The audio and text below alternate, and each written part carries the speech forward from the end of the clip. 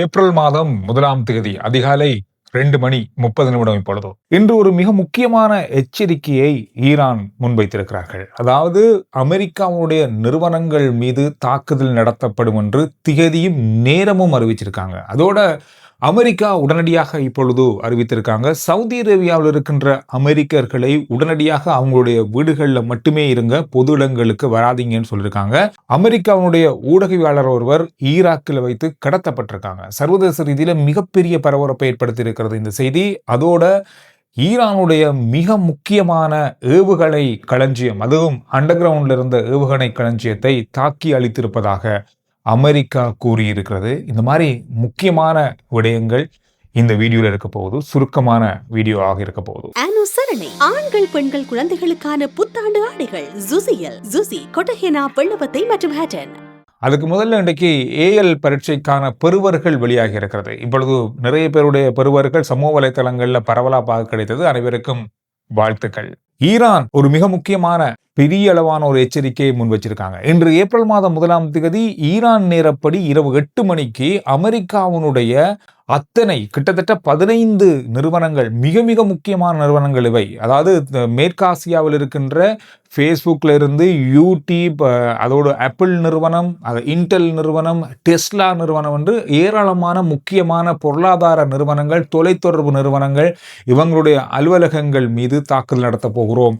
அதாவது ஈரான் மீது ஈரானுடைய அரச தலைவர்களை குறிவைத்து அமெரிக்கா தொடர்ச்சியாக தாக்குதல் நடத்தமாக இருந்தால் இன்று ஏப்ரல் மாதம் 1ஆம் தேதி இரவு ஈரான் நேரப்படி 8 மணிக்கு இந்த தாக்குதல்கள் நடத்தப்படும். எனவே இந்த அலுவலகங்கள்ல, மேற்கு ஆசியாவில் இருக்கின்ற இந்த அலுவலகங்களில் இருக்கிற ஊழியர்கள் உடனடியாக வெளியேறுங்கள், அல்லது அதை அண்டியுள்ள பிரதேச மக்களும் வெளியேறுங்கள் என்ற எச்சரிக்கை ஈரான் இன்று விடுத்திருக்காங்க. இது ஒரு பெரிய பரபரப்பான செய்தியாக மாறியிருக்கிறது.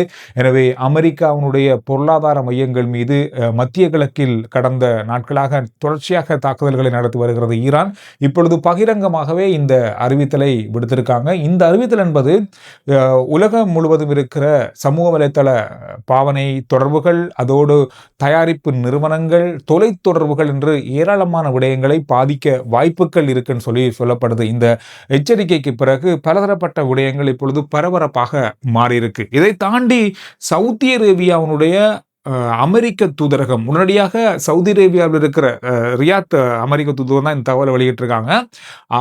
சவுதியில் இருக்கிற அமெரிக்கர்கள் எவரையுமே வெளியில் வர வேண்டாம், பொது இடங்களில் கூட வேண்டாம், பொது கட்டடங்களுக்கு போக வேண்டாம் என்ற மாதிரியான மிக முக்கியமான அறிவித்தலை கொடுத்திருக்காங்க. காரணம், புலனாய்வு தகவலின்படி இந்த இடங்களை நோக்கி, அமெரிக்க மக்கள் அதிகமாக கூடுகின்ற இடங்களை நோக்கி ஈரான் தாக்குதல் நடத்துவதற்கு திட்டமிட்டிருப்பதாக புலனாய்வு தகவல்கள் கிடைக்கப்பட்டிருக்கிறதாக ரியாத்தில் இருக்கிற அமெரிக்க தூதரகம் மூலமாக இந்த அறிவித்தல் கொடுக்கப்பட்டிருக்கு. இதுல மிக முக்கியமான பாடசாலைகள், அதோடு பொது கட்டிடங்கள், கல்வி நிறுவனங்கள், அதோடு மட்டுமல்லாமல் ஹோட்டல்கள், உணவு விடுதிகள், இந்த மாதிரி பல இடங்களை குறிவைத்திருப்பதாக இந்த தகவல்கள்ல குறிப்பிடப்பட்டிருக்கிறது. எனவே இந்த ரெண்டு விஷயம் பெரிய ஒரு பரபரப்பை ஏற்படுத்தி இருக்கிறது. ஈரான் மிகப்பெரிய அளவான எச்சரிக்கைகளை விடுத்திருக்காங்க. இந்த எச்சரிக்கைகள்ல இது மிக முக்கியமான 2 எச்சரிக்கையாக இருக்கு. பகிரங்கமாக விடுக்கப்பட்ட எச்சரிக்கை, அமெரிக்க நிறுவனங்கள் மீது தாக்குதல் நடத்தப்பட போகின்ற எச்சரிக்கை.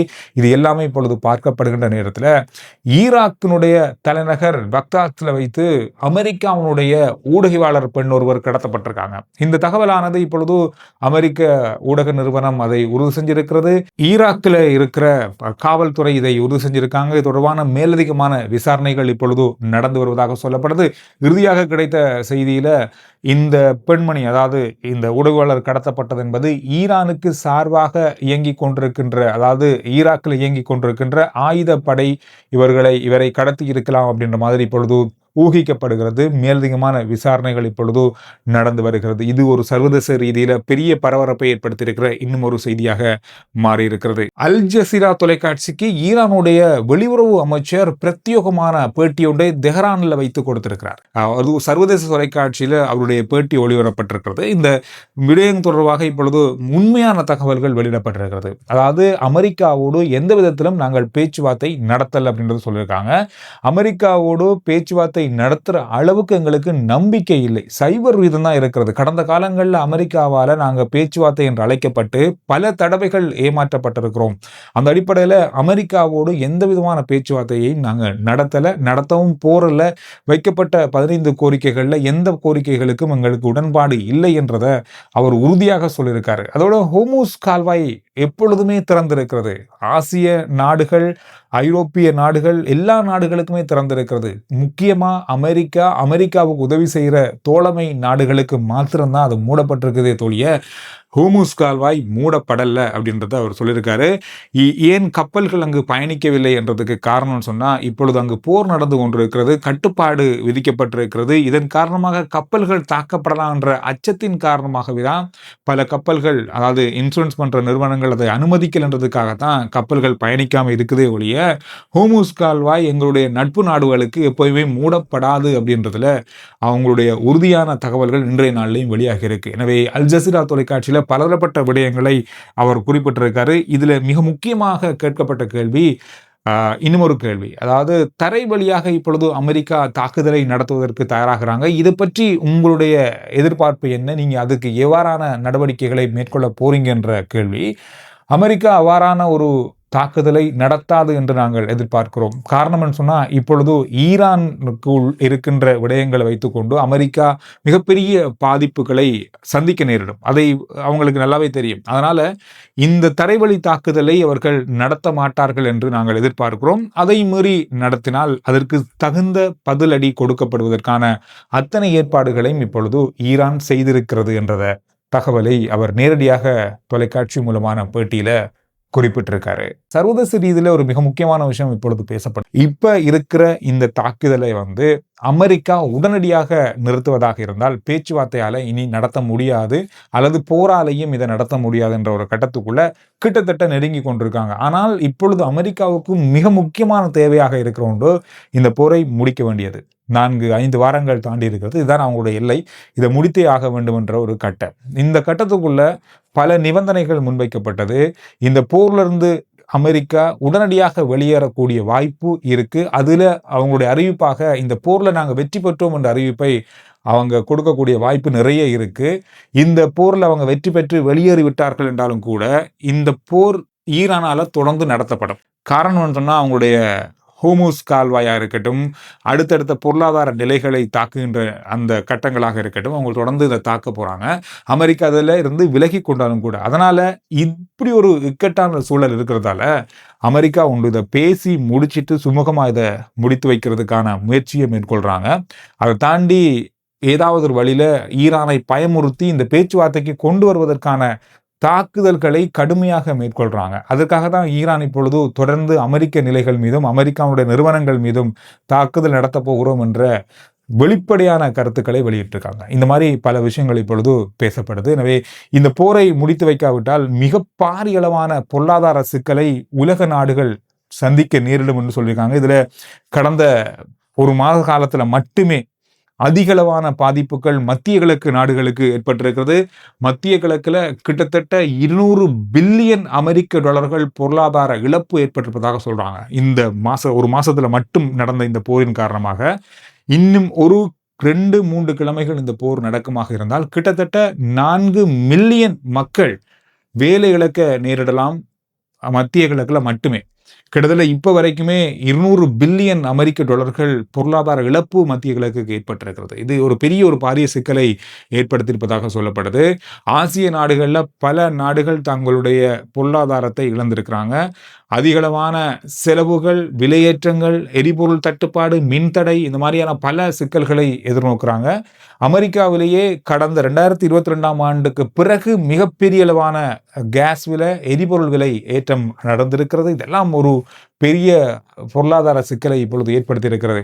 அமெரிக்கா அந்த போர்லேருந்து விலகிட்டு போனாலும் ஹோர்முஸ் கால்வாய் அவங்களுக்கு பெரிய அளவாக தனிப்பட்ட முறையில் அமெரிக்காவுக்கு பாதிப்பு இல்லை. ஏன்னா அவங்களுக்கு போற எண்ணெய் வளம் என்பது ஒரு வீதம் அல்லது 2 வீதம் 3 வீதம் மட்டும்தான் இருக்கு. இந்த ஹோர்முஸ் கால்வாயால அதிகமாக பாதிக்கப்பட போறதே இந்த ஆசிய நாடுகள் தான். பாதிக்கப்பட்டிருக்கிறதும் ஆசிய நாடுகள் தான். சீனா ஹோர்முஸ் வழியாக 31% எண்ணெயை கொண்டு போறாங்க. இந்தியா 14%. மற்ற ஆசிய நாடுகள் 41%. இதுக்குள்ள நாங்க இருக்கோம். சீனா இந்தியாவுக்குள்ளே நாங்க இருக்கோம்.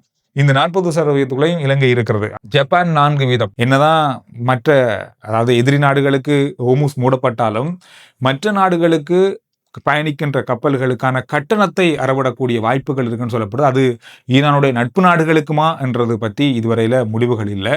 ஆனால் அது தொடர்பாக விவரமான தகவல்கள் மிக விரைவில் வெளிவரும் சொல்லி ஈரான் பக்கமாக சொல்லப்படுது. ஆனால் இதுக்கிடையில் இன்னும் ஒரு முக்கியமான தகவல் வெளியாக இருக்கிறது. CNN ஒரு வீடியோ குறிப்பை வெளியிட்டிருக்காங்க. அதாவது ஈரானுடைய இந்த எண்ணெயை கைப்பற்றுகின்ற இந்த போராட்டமானது இது 100 வருட போராட்டம். அமெரிக்காவினுடைய இது 100 வருட போராட்டம். இது இன்னும் அது தொடர்கிறது. ஈரான் எண்ணெய் வளம் என்பது மிகப்பெரிய வளம், உலகத்துக்கே தேவையான, அதாவது இப்போ ஒரு உலகத்துல இப்ப இருக்கிற சேமிப்புகள்ல உலகத்துக்கு தேவையான 12% எண்ணெயை ஈரான் சேமிச்சு வச்சிருக்காங்க.